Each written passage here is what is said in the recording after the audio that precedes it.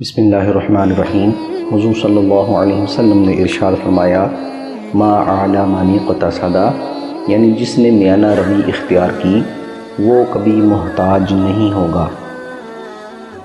تو یہ بڑی پیاری حدیث مبارکہ ہے۔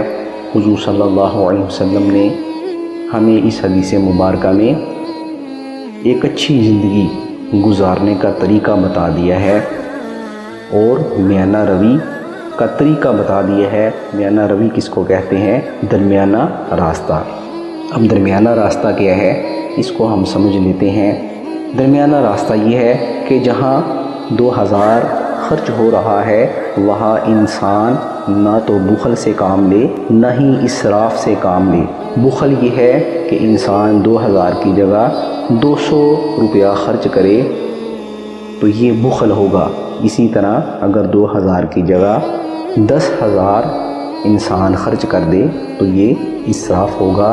تو دین اسلام نے ہمیں ان دونوں چیزوں سے منع فرمایا ہے، اور حضور صلی اللہ علیہ وسلم نے فرما دیا کہ اگر اپنی زندگی میں کامیاب ہونا چاہتے ہو، اگر اپنی زندگی میں سرخرو ہونا چاہتے ہو تو میانہ روی اپنا لو، درمیانہ راستہ اختیار کر لو۔